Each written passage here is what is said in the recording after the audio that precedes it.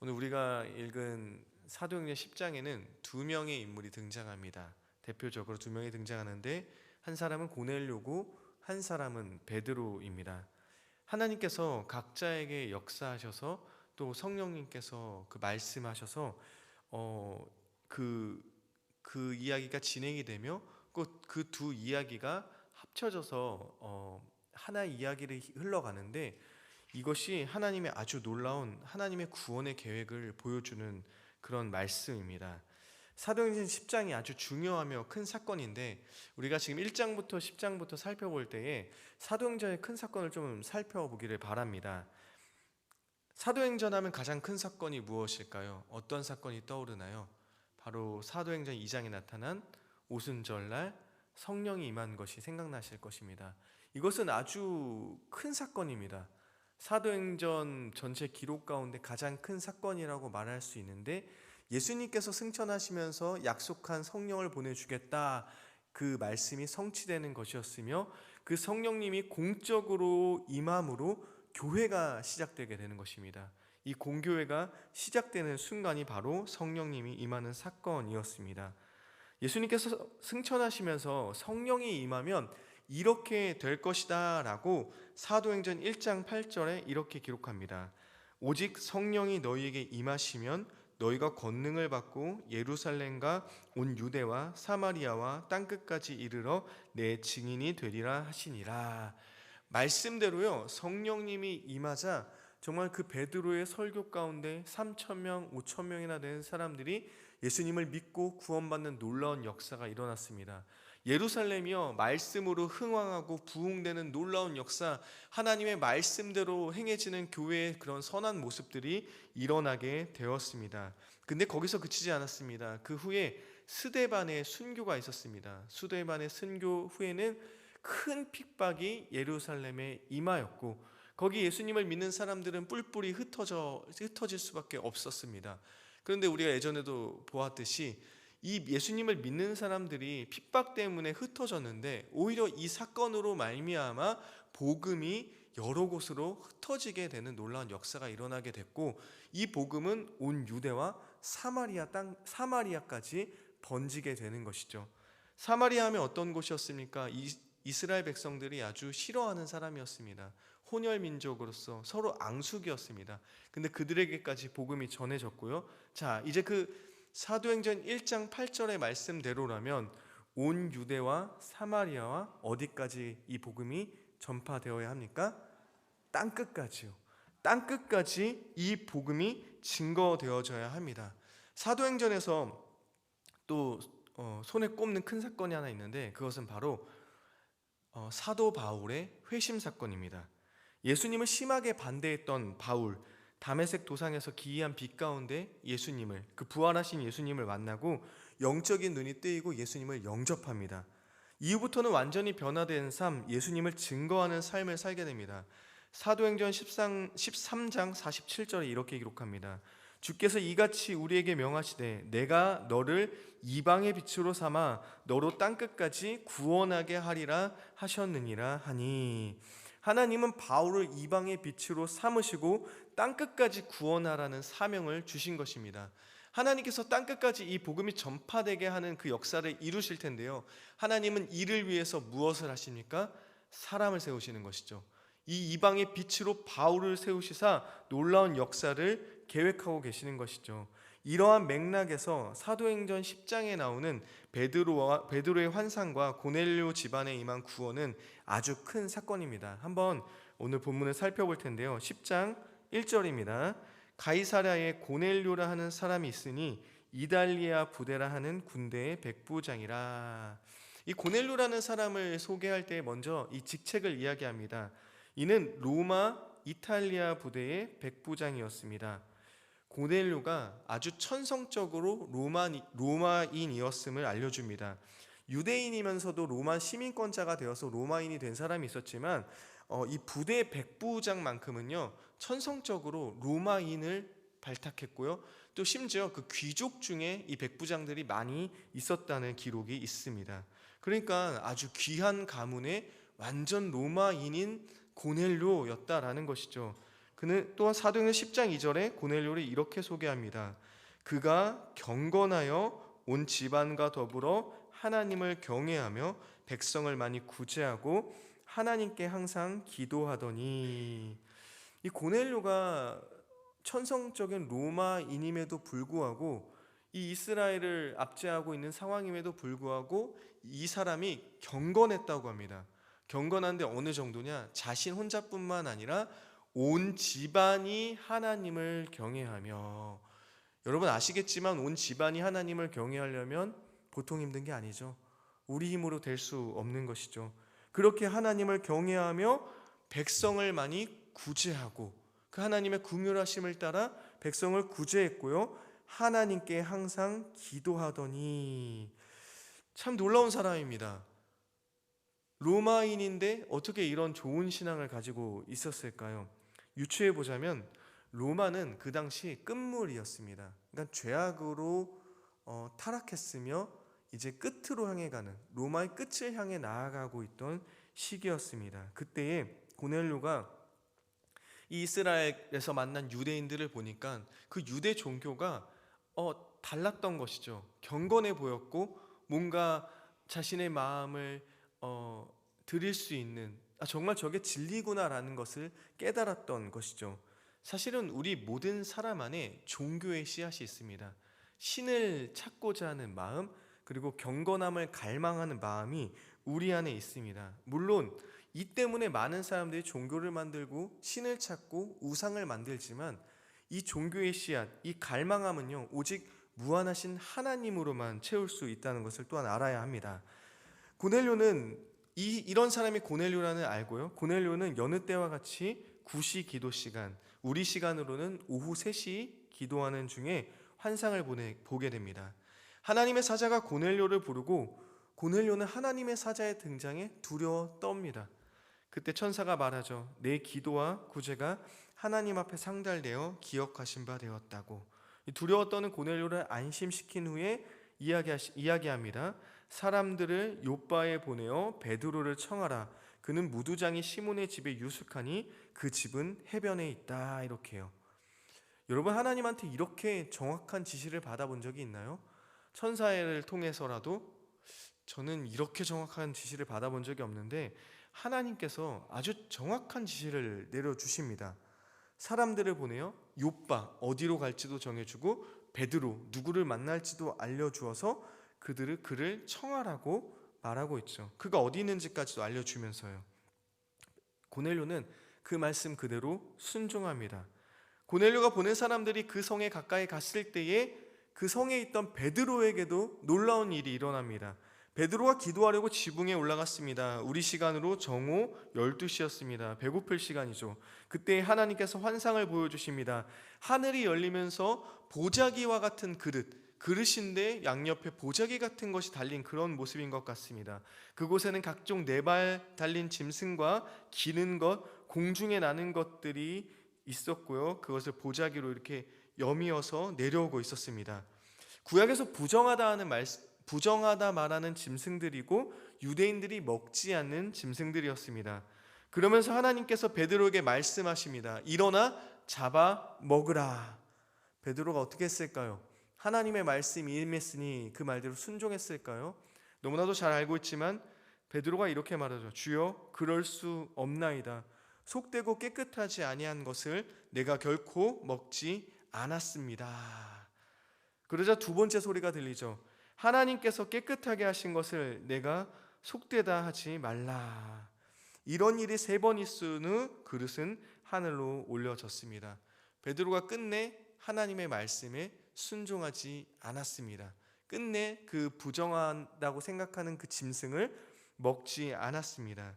새 언약이신 예수 그리스도가 이 땅에 오심으로 말미암아 예수 그리스도의 또 성취하심으로 말미암아 이제 부정한 짐승을 먹는 것에 대해서는 자유해졌습니다. 복음으로 인해 자유로워진 베드로였지만 베드로는 자신이 갖고 있던 관습 또 유대인의 정신에 대해서 온전히 자유롭지 못한 모습을 보여주고 있습니다. 놀라운 환상이죠. 사실은 하나님의 그 사자가 직접 소리를 들려주는 그 환상 앞에서도 베드로는 그것을 꺾지 않았습니다.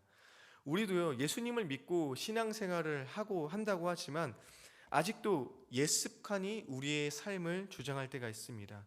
또 우리가 살고 있는 이 터전에서도 조상들로부터 내려왔던 유교적 습관들, 또 한국인들만이 가지고 있는 그런 관습들, 너무나도 자연스럽게 우리의 삶 가운데 자리하고 있어서 그것이 성경과는 다른 가치관임에도 불구하고 그것을 다른 가치관인지 모르고 그냥 그렇게 따라가는 우리의 모습이 있을 때가 많습니다. 우리는 공동체를 세워나갈 때, 나 자신을 믿음 안에서 세워나갈 때, 우리 가정을 하나님의 그런 기준으로 세워나갈 때 우리는 그 하나님의 말씀이 기준이 되고 하나님이 원하시는 모습으로 세워나가야 된다는 기준을 세워야 되는 것이죠. 세상에서 결혼하면 이런 얘기를 하더라고요. 기싸움에서 지지 말라고. 맞나요? 저는 절대 아니라고 생각합니다. 절대 아니라고 생각하고요. 지지 않는 것은 둘 다 패배하는 것이라고 생각합니다. 둘 다 승리하는 것이 하나님께서 원하시는 것이요. 남편이 아내를 이기면 그럼 그게 남편이 이기는 건가요? 아니요. 둘은 하나이기 때문에 둘 다 지는 겁니다. 아내가 남편을 이기는 거는요, 마찬가지죠. 그것도 지는 것이죠. 이렇게 우리 삶 가운데 너무나도 성경과는 다른 가치관들이 팽배해 있고 우리도 그것이 맞는 건지 틀린 건지 모른 채 따라갈 때가 있다라는 것이죠. 우린 결단해야 되죠. 내가 하나님의 말씀 앞에, 우리 가정은 이 사람의 말, 저 사람의 말이 아니라 남편의 뜻, 아내의 뜻이 아니라 하나님의 뜻대로 이끌고 나아가겠다. 우리 둘 다 하나님의 뜻에 순복하여 나아가겠다. 이런 결단이 필요한 것이죠. 가정에서도요, 교회에서도요, 내가 속해 있는 공동체에서도 이런 결단이 필요한 줄로 믿습니다. 그런데 이것이 실질적으로는 가장 좋은 선택입니다. 왜냐하면 이 하나님의 말씀을 따르는 그 삶이 이 공동체를 살리고 나의 삶을 살리고 가정을 살리는 줄로 믿습니다. 베드로가 이 환상을 겪고 의아해합니다. 대체 이게 무슨 환상인가? 라고 생각합니다. 그때 고넬료의 사람들이 베드로를 찾았고 성령님께서 베드로에게 그들과 함께 가라는 명령을 하십니다. 고넬료의 사람들은 베드로를 만나자 베드로가 이방인에 대해 경계할 것을 알게 이렇게 말합니다. 10장 22절입니다. 그들이 대답하되 백부장 고넬료는 의인이요 하나님을 경외하는 사람이라 유대 온 족속이 칭찬하더니 그가 거룩한 천사의 지시를 받아 당신을 그 집으로 청하여 말을 들으려 하느니라 한데, 베드로에게 성령님이 임하시지 않았더라면 베드로가 이방인의 초대에 쉽게 응했을까요? 아니요, 베드로 쉽게 응하지 않았을 수도 있습니다. 성령님의 개입이 있었기에 베드로는 그들과 함께 고넬료의 집으로 향했고 고넬료의 집안이 구원을 받고 성령을 받는 놀라운 역사가 일어나게 됩니다. 성령님께서 참 세밀하게 역사하시죠. 이 고넬료 집안의 구원의 사건은 아주 길게 기록되어 있습니다. 성경을 읽어나갈 때에 어떤 것은 오랜 시간 있었던 일인데 짤막하게 기록하는 것이 있습니다. 근데 어떤 것은 짧은 시간인데도 하나님께서 되게 세심하게 세밀하게 아주 그렇게 기록하는 것이 있는데 그 이유는 무엇입니까? 중요하기 때문입니다. 이 사건이 너무나도 중요하기 때문입니다. 오늘 이 본문을 살펴보면 하나님께서 아주 세밀하게 개입하고 계십니다. 그 무엇보다 베드로를 설득시키기 위해 하나님의 뜻을 알게 하기 위해 애쓰는 모습이 보입니다. 더 나아가 사실은 베드로를 설득하시는 하나님을 보고 우리 또한 설득하고 계시는 것이죠. 하나님의 일하심을 보면 사실 하나님은 전지전능하신 하나님임에도 불구하고 우리가 이해할 수 있도록, 베드로가 이해할 수 있도록 일하심을 볼 수 있습니다. 그래서요, 베드로가 깨닫기 원했던 것은 무엇입니까?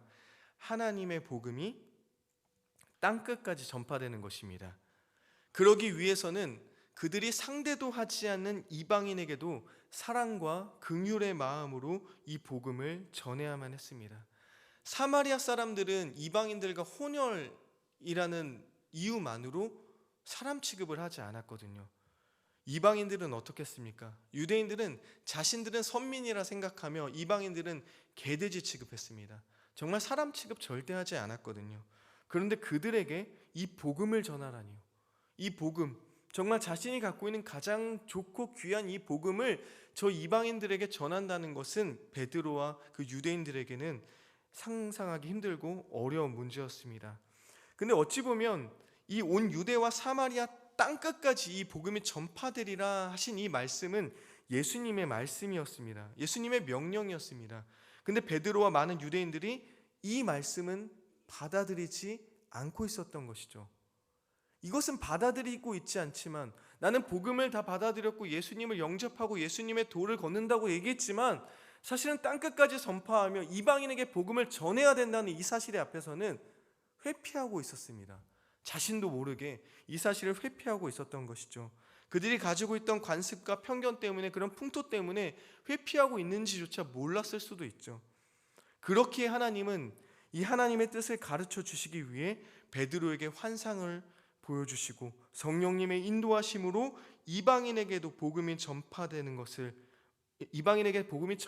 것을 원하시고 계심을 가르쳐 주신 것입니다. 바울도 이렇게 고백합니다. 디모데전서 2장 4절입니다. 하나님은 모든 사람이 구원을 받으며 진리를 아는 데에 이르기를 원하시느니라. 아멘. 하나님은 모든 사람이 구원받기를 원하십니다. 혹여나 우리에게도 베드로와 같은 마음이 있지는 않은지 살펴보아야 합니다. 특정 직업군이나 집단이 싫어서 그들에게 복음을 전하는 마음조차 없다면 그것은 문제가 됩니다. 나라적으로 대립할 때가 있습니다. 또 정치적으로 대립할 때도 있죠. 여러 가지 이유로 대립이 생길 수 있습니다. 그러나 이러한 대립 때문에 나는 깨끗하고 저 사람들은 정말 속되고 부정하고 나쁜 집단이라고 이야기하면서 그러한 대립 때문에, 이러한 마음 때문에 복음의 문이 막힌다면, 복음의 문을 막는다면 그것은 하나님께서 원하시는 것이 아닙니다. 베드로도 하나님께서 깨끗하다 말하였지만 베드로는 그것을 부정하다, 속되다고 평가했습니다. 우리는 이렇게 연약한 존재들입니다. 베드로는 예수님의 수제자였는데도 이렇게 말할 정도인데, 우리도 이러한 실수를 범할 수 있는 충분한 존재들이죠. 우리의 연약함을 알고 우리는 하나님의 말씀으로 항상 나 자신을 살피고 또 하나님께서 바라보시는 마음으로 바라보아야 되는 것입니다. 요나도요, 이스라엘 민족의 철천지 원수인 아수르의 수도인 니느웨에 가서 하나님의 심판을 전하기 정말 싫었습니다. 근데 인간의 마음으로는 이해가 됩니다. 왜냐하면 아수르가 너무나도 지독했거든요. 자신의 민족들을 정말 잔인하게 흉폭하게 죽이면서도 그 죽음 앞에서 깔깔거리며 조롱하고 정말 비하하며 자신의 힘을 과시하며 그렇게 민족들을 눌렀던 자들이 아수르거든요. 요나는 그 아수르에게 하나님의 심판을 전하는, 그 회개의 복음을 전하는 것을 죽기보다 싫었거든요. 그런데 하나님은 그럼에도 불구하고 그들을 향해 긍휼을 베푸시는 하나님이심을 요나에게 가르쳐 주셨습니다. 우리에게도 오늘 이 베드로의 말씀을 통해 하나님의 이 긍휼하심, 또 이방을 향한 마음, 또 내가 싫어하지만 하나님께서는 그들을 향해 어떤 마음 품고 있는지를 다시금 생각해 보게 하시는 것이죠. 바울도 예수님의 십자가로 유대인, 이방인들 그리고 모든 사람들을 화목하게 하셨음을 이야기합니다. 에베소서 2장 11절부터 14절 말씀입니다. 제가 읽겠습니다. 그러므로 생각하라. 너희는 그때의 육체로는 이방인이요 손으로 육체 행한 할례를 받은 무리라 칭하는 자들로부터 할례를 받지 않은 무리라 칭함을 받는 자들이라. 그때 너희는 그리스도 밖에 있었고 이스라엘 나라 밖의 사람이라. 약속의 언약들에 대하여는 외인이요 세상에서 소망이 없고 하나님도 없는 자이더니 이제는 전에 멀리 있던 너희가 그리스도 예수 안에서 그리스도의 피로 가까워졌느니라. 그는 우리의 화평이신지라. 둘로 하나를 만드사 원수된 것 곧 중간에 막힌 담을 자기 육체로 허시고. 아멘. 이 말씀은 이방인이었던 에베소 교회 성도들에게 이야기하는 것입니다. 또 이방인이었던 우리들, 이방인이었지만 예수님을 믿는 우리들에게 하시는 말씀이죠. 예수 그리스도의 피로 말미암아 하나님과 화목하게 되었고 또 막힌 담을 허무시사 예수 믿는 모든 자들이 화평하게 되었음을 이야기합니다. 이전에 유대인이었건 이방인이었건 또 현대에서 이전에 어떤 자리에 있었건 어떤 직업을 갖고 있었던 어떤 일을 했건 예수님을 믿는 믿음 안에서 하나임을 기억해야 합니다. 우리를 화목하게 하시기 위해서 예수님은 십자가에서 피를 흘리셨다고, 그리스도의 피 안에서, 그리스도 예수님을 믿는 믿음 안에서 우리가 가까워졌고 하나가 되었다고 오늘 말씀하고 있습니다. 에베소서 4장 3절에도 성령께서 하나 되게 하신 것을 힘써 지키라 말씀하신 것처럼 예수 그리스도 안에서 우리가 하나 되었음을 믿고 이 하나됨을 힘써 지키는 자가 되어야 할 줄로 믿습니다. 우리는 예수님을 믿는 믿음 안에서 이 외부를 향한 편견이 있을 수도 있지만 사실은 교회 내에서도 이 편견을 가질 수 있습니다. 우리는 성령께서 하나 되게 하신 것을 믿어야 되는 것이죠. 물론 나와 다 같지 않죠. 나와 맞는 사람, 틀린 사람 많이 있죠. 다른 모습들, 틀린 모습들도 있을 수 있죠. 하지만 하나님께서는 말씀을 통해 말씀하고 있습니다. 성령께서 하나 되게 하셨다고요. 예수 그리스도의 피로 가까워지게 하셨고 화목하게 하셨다고 말씀하고 있습니다. 그 문제가 어떤 문제이건 우리는 하나 되도록 힘써야 되고 하나 되기를 위해 기도해야 되는 줄로 믿습니다. 베드로는 예수님의 수제자였고 사도였지만 유대인의 관습과 이방인에 대한 생각을 쉽게 내려놓지 못했습니다. 혹여나 우리도 예수님을 믿고 새 사람이 되었는데도 하나님께서 원하시지 않는 생각들, 모습들이 있다면 알게 하시고 내려놓는 은혜가 있기를 바랍니다. 그리고 유대인들이 가졌던 이방인의 편견이 우리 공동체 안에 있지는 않은지, 대립하고 있는 다른 집단을 향한 하나님의 긍휼하심과 구원의 계획을 보지 못하는 건 아닌지 하나님이 바라보시는 마음으로 바라볼 수 있기를 또한 바랍니다. 마지막으로 하나님께서 유대인과 이방인들을 하나 되게 하시기 위해 십자가에서 피 흘려 주셨습니다. 예수님을 믿는 믿음 안에서 하나가 되었습니다.